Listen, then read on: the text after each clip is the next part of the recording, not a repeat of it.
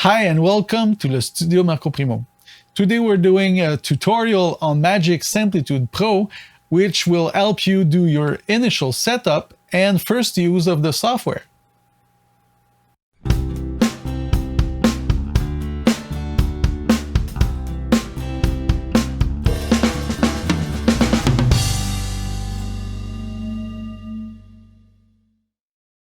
All right, so you just installed Magix Samplitude Pro X4 and you need to make the initial setup. First thing to check is the audio interface adjustment. Most interface will come with a real-time mixer and some driver settings. So the first thing to choose are the audio interface settings. So the buffer will mean how much data the computer will collect before acting on it. So usually people will start with 256 samples, and if the project gets too big and does not work properly, then you can go higher in number. So some people will work very well with smaller numbers and others with bigger numbers. So what you should remember is that higher numbers will get you longer latency. So if you're using a virtual instrument and you tap on a controller, the more you put samples in the buffer, the more delay you'll get before the sound will get to your ears. So that's one thing to consider. So most of the time, if I use VSTi virtual instrument, I will start with the recording of those instruments without any plugins in my mix. So the software will be able to work well with lower numbers. So after that, the other good point to check is the sample rate. There's a lot of stories about sample rates. Some people says that there's no point to go to higher sample rate if you're going to output your project into CD format, as which will be 44 kilohertz. The thing is, it will depend on your audio interface. So some audio interface will sound better at higher sample rate, and some high quality will sound better than the average audio interface, even at 44 or 48. So in my case, I did some tests and I decided to go with 96. And there's another story about how the effects will be produced if you're working into higher sample rate. This also is a thing that you should test yourself and trust your ears. Of course, you need good monitoring and to decide by yourself, of course. And why is the real-time mixer important? Well, the thing is, if you want to run Samplitude or any other audio software at the same time, you need to specify where the signals will come from and go to. So if you see here, those all are. So if you see here, those are all the physical inputs. It starts with the analog inputs and then the ADAT inputs. Here are the software playback. So those are the output of your software. If you see here, I set up many of those. This is the master one. So what comes from the master channel of Samplitude, and then I have a reamps channel, phones, click track, and a Windows input as well, Windows output as well. And what it allows me to do is to redirect all those signals to different headphone mix.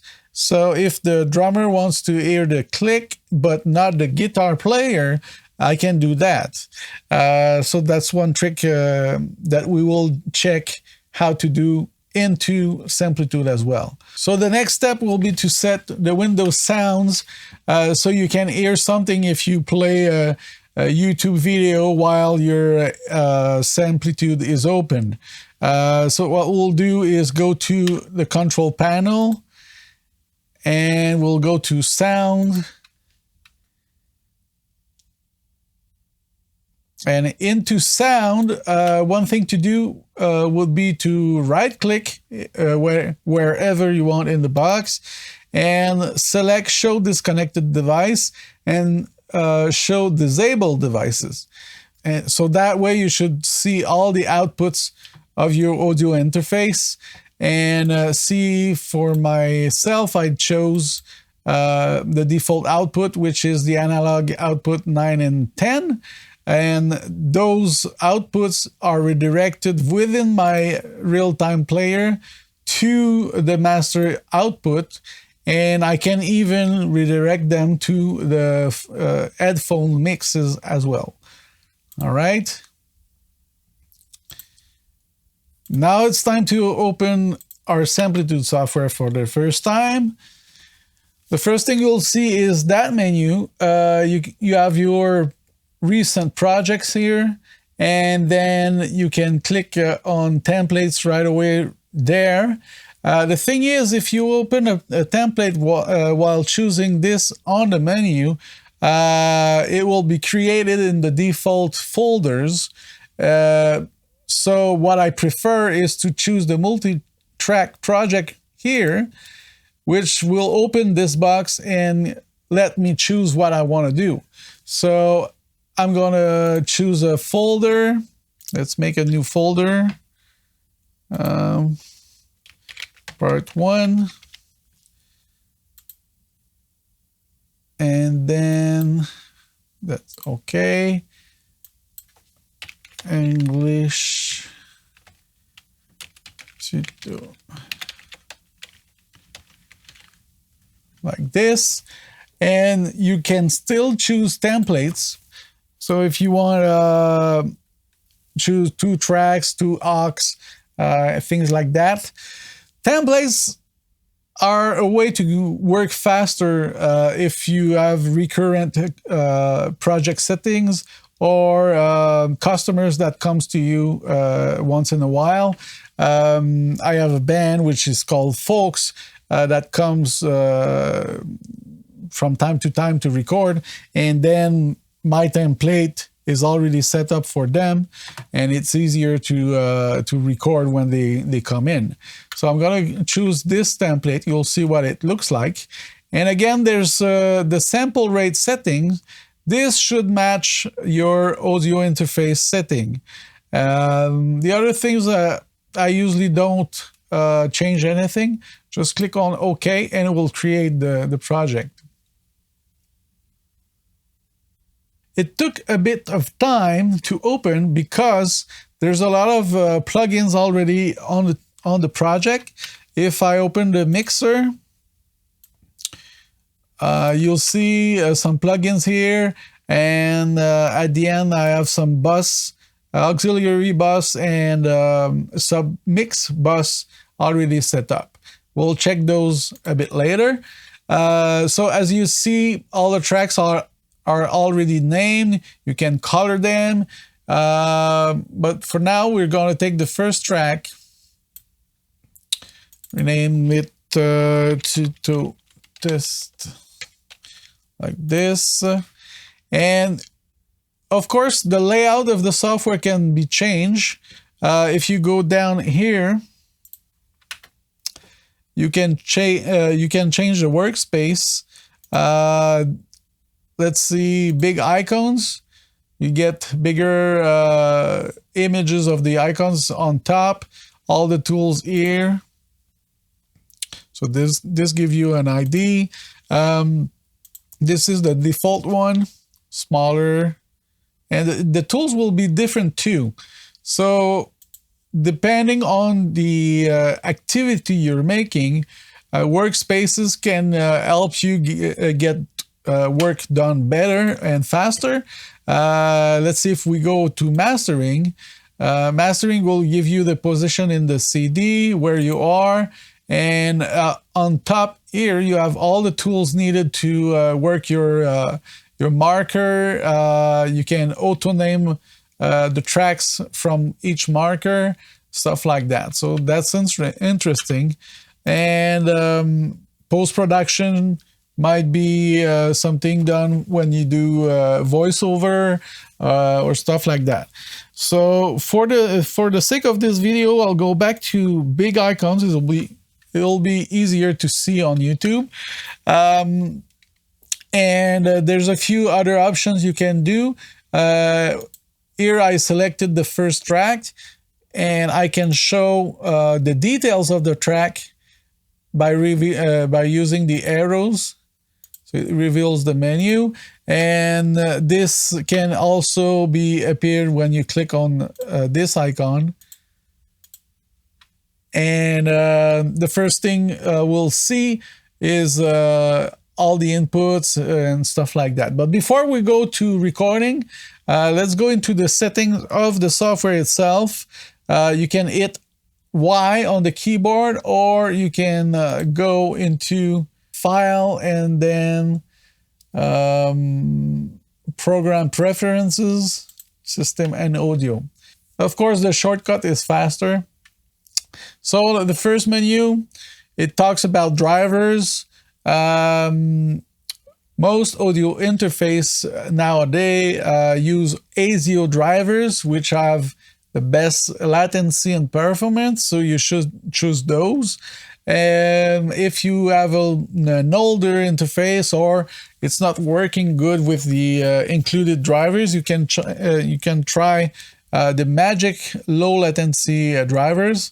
For me, the ASIO that came with the Fireface from RME is a very good choice. And again, you can call the control panel of the interface by clicking here. So the same menu that we saw before. So you can make changes right there. The recording depth, 16-bit, like a CD, 24-bit, or 32-bit. Just match what your audio interface is capable of. And after that, there's some mixing for monitoring adjustments. So for me, I usually use manual monitoring, and I do everything in my real-time mixer. So if the band plays, all the tracks can be mixed to the headphones of the performer right away in real time with no latency. Of course, you could choose to use Samplitude's output to create those headphone mixes, but I prefer the real-time option. After that, audio interfaces. That's the place that you can rename them to names that mean something to you. As you see, those names are the preamps I own and use. I have a few ISA preamps there. Those are the RMA interfaces included preamps. And then after that, some universal audio.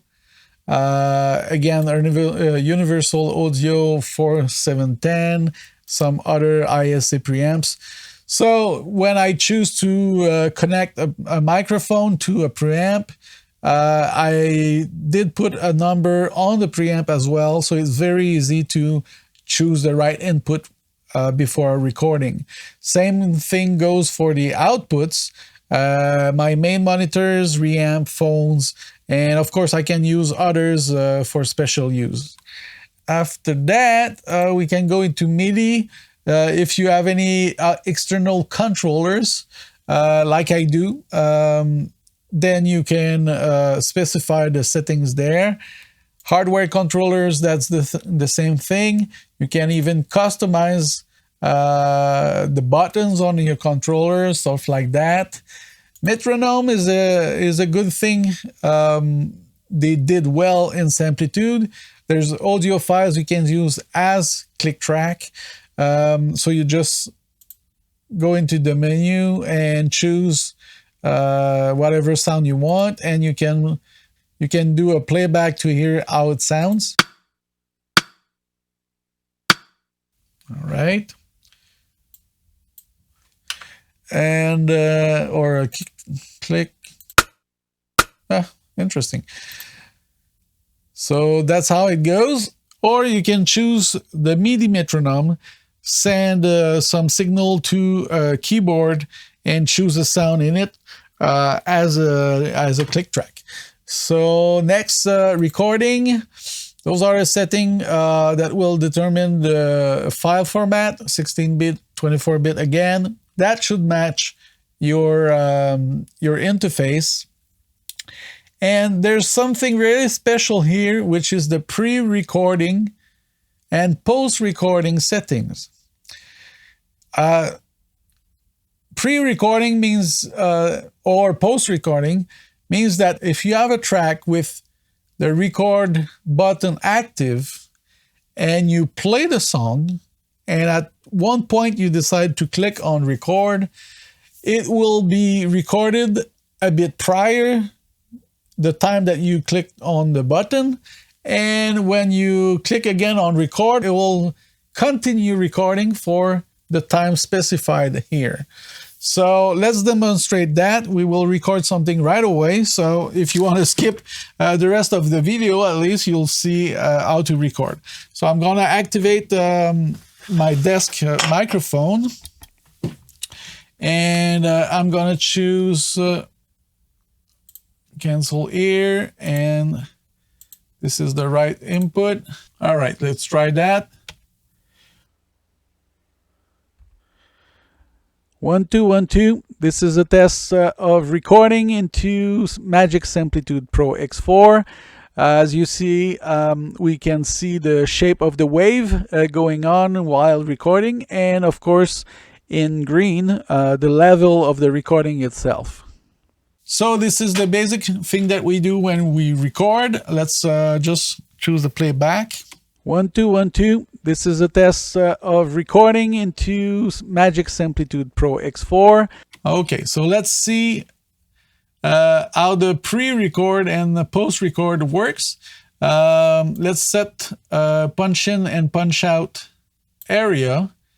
Right click, punch in, right click, punch out, and we will activate the punch right here. And let's try again. I'm gonna talk over it, and we'll see how it goes.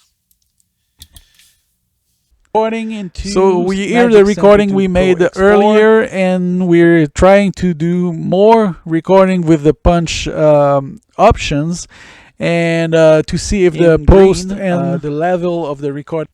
So you see that we have the recording between the punch in and punch out markers.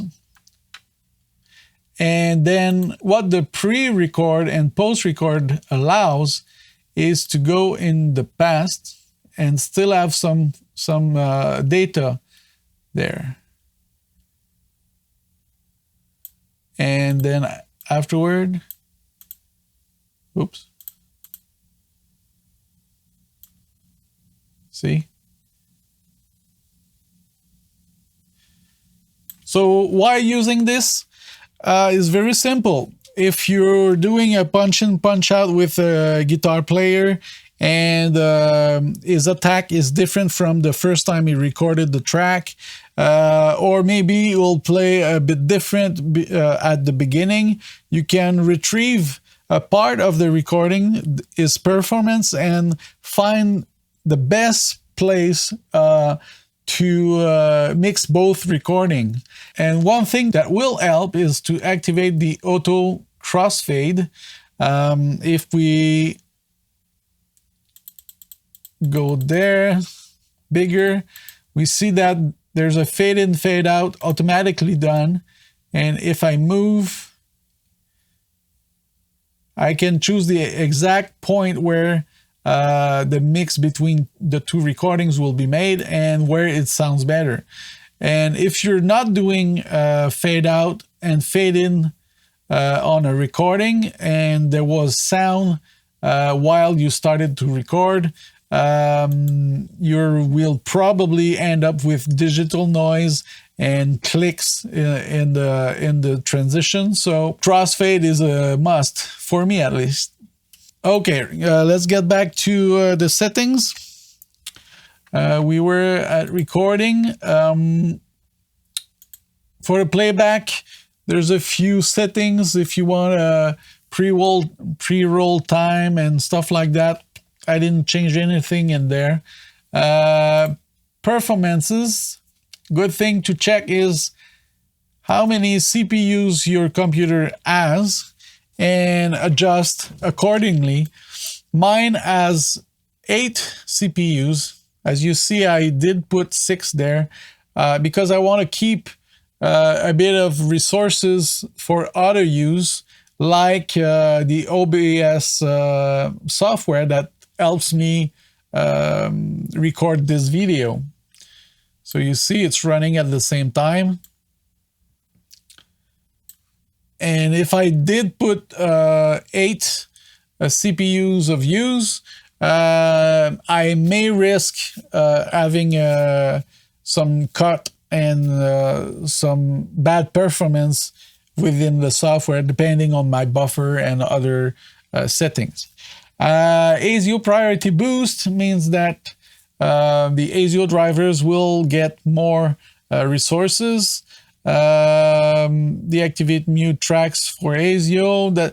Those settings you need to experiment if you have any trouble. For me, I just set the first one and it was working okay. Extended buffer, did not touch anything in there. And after that, the program general, those are some options. The folder, default folders, where they go, stuff like that. Undo, how many undo steps. After how many undos your audio will be deleted. Log definition, did not touch anything there. Keyboard, even though you're not working a lot with shortcuts, often we just don't know them. So a good thing to do is to go there and check what does what and try to learn them. You have the undo, Control Z, redo, Control Y, stuff like that. And there's a lot of things that I did not know, and just by browsing there, I learned a few tricks. So MIDI editor shortcuts, same thing, but within the MIDI editor. MIDI editor, which is right here. If you record some MIDI, there's a bunch of different tools that you can work there. So go back to settings. After that, special keys, same thing. There's a few to learn if you want. How the mouse will behave, mouse wheel. The skins will be a thing of cosmetic, so you change it. There's also some skins that you can buy for Samplitude, but the default are okay with me. So view options, did not change anything. Colors, same thing. The effects, the dithering, many people don't know that, but dithering is a way to enter some background noise into the recording and to let us think that the quality does not lower when we export to a lower resolution file.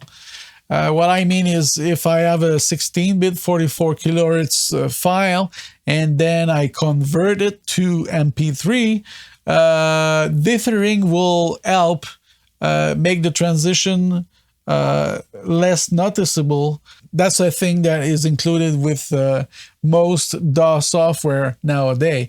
But if you're exporting a project that was recording in 24-bit 96 kilohertz file that of 24-bit 96 kilohertz, dithering is not used at all, so you don't have to bother with that. Resampling, I kept everything by default. VST is a good place to go if you have some effects that you were using in another software, or you did specify a location for the effects for the VSTs.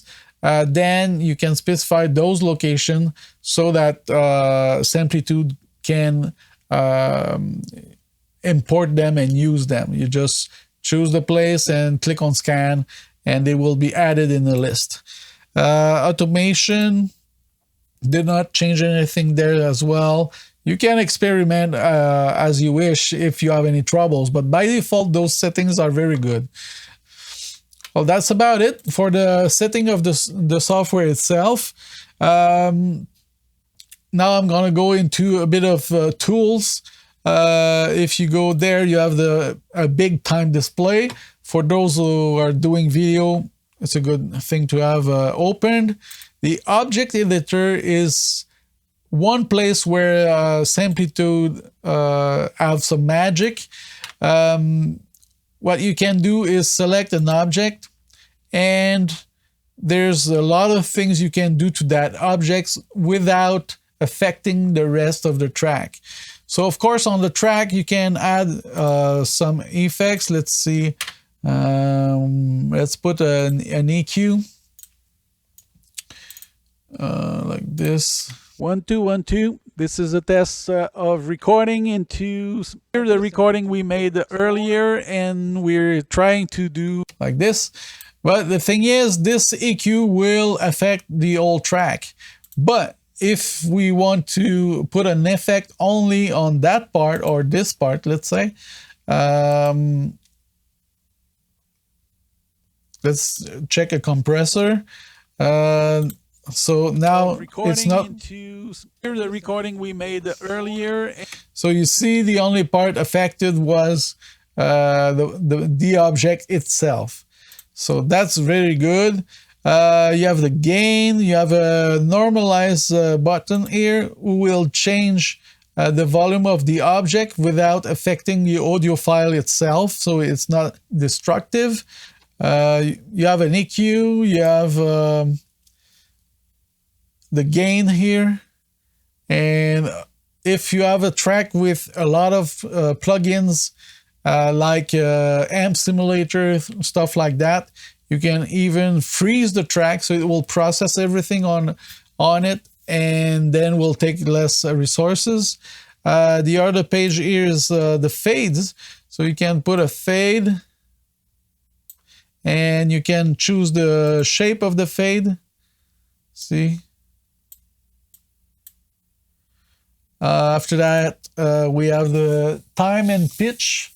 You can change the pitch and the length of a track, so that's a good thing. I recommend using the freeze if you play with those to keep the best quality. So let's see the pitch. Let's put the volume up in green, the level of the... All right, if I put 5... in green, the level of the recording is... And then if you freeze...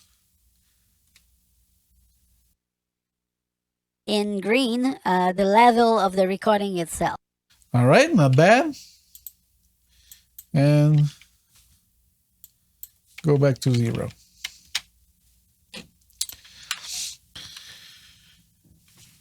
So our next step is to go to the mixer. Let's start with explaining the buses. You can go into setup. In there, you have all the options to add or remove tracks, sub-mix bus and auxiliary bus. The difference between those two is if you use a sub-mix bus, that means that either the track or many tracks will be redirected to that bus, and their signal won't be going anywhere else than the submix bus. And the difference with the auxiliary bus is that you can send many tracks to the auxiliary bus, but the signal will still go to the master channel. So let's just see what I mean. Let's see. Maybe I want to take the old drum and send it to a new bus. So I'm going to create a new bus. Let's see, submix bus 2, and we'll click on OK. This is my bus. I can say drums.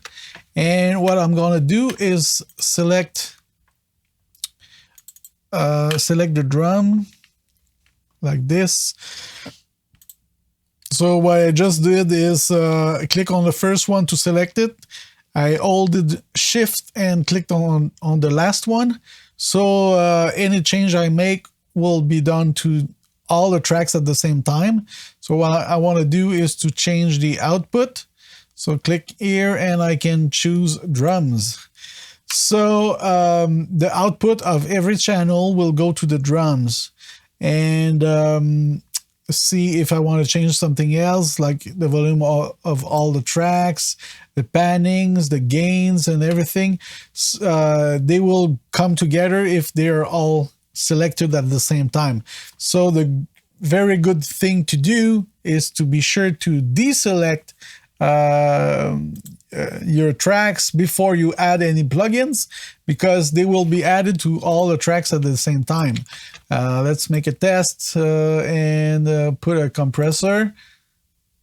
See, they've been added on every tracks. So I'm going to click Control Z to undo. So that's one thing. So if I play the drums on my new bus, which I can move like this.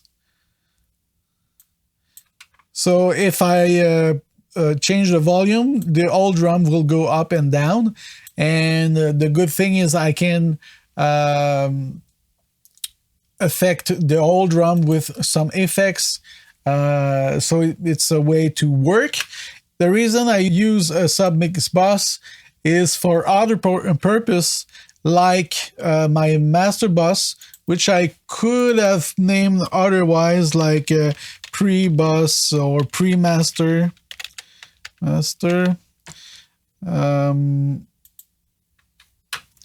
So what I can do is send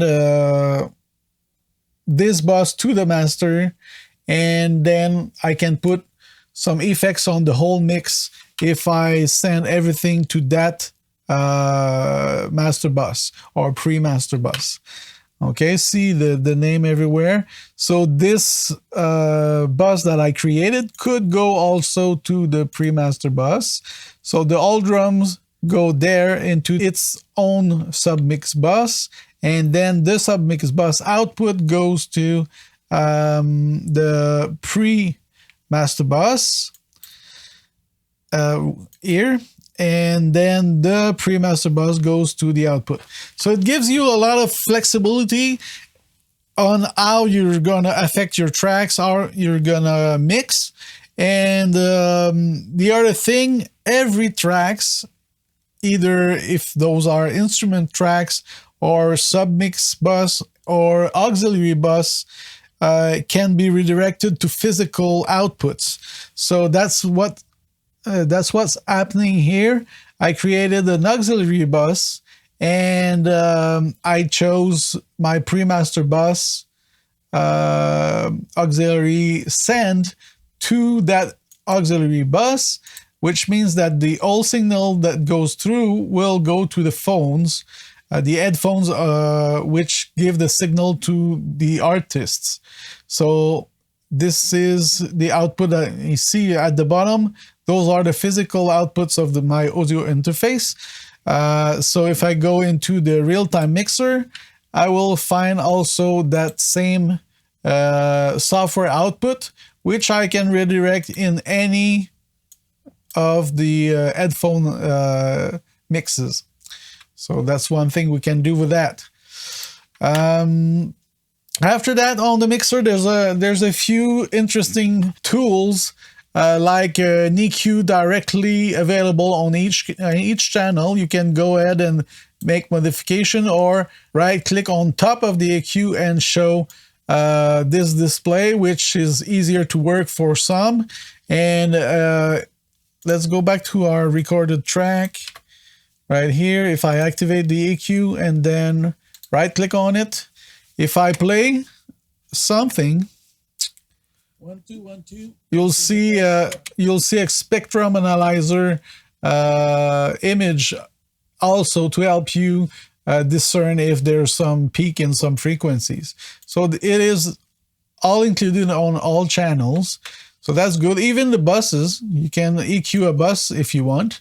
After that, of course, the panning is there.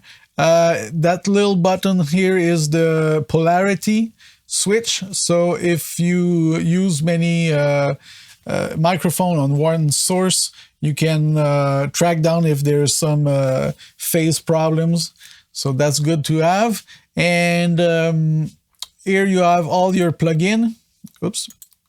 You can show more or less. And here are all the auxiliary bus. Show more or less. The gains on top, and the input of your interface could be selected right there also. If I go to the master side, there's few things too you can use. The play button, you can choose to play in mono with that button.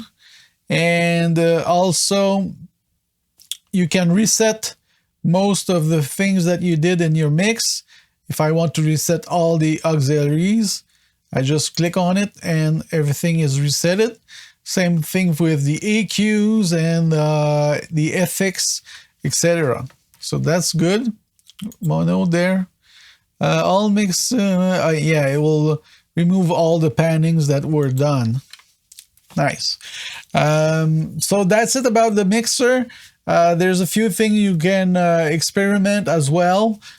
For me, I use a controller, so almost all my automation is done with the controller. But if you want, you can do it with the mouse. Let's say I want to change the volume of that track while it's playing. I can activate the touch button. There's other options also for automation. Latch is when you change something into the automation and the last point you don't touch anything, it will stay that way. Override if you want to redo a part. So let's just try the touch, and you just push play and you can make some changes. 1 2 1 2, Like this. Test.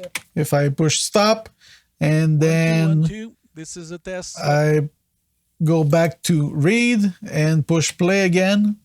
1 2 1 2, this is a test. So it's very simple to do automation with that software, with Samplitude. And that's about it. So I hope it answered a lot of questions. If you have any more of them, put them in the comments. I hope you like this video. Please subscribe, click on like, hit the bell to get notification, and leave comments or questions in the comments below. Your questions will either become new videos or I can answer you directly in the comments.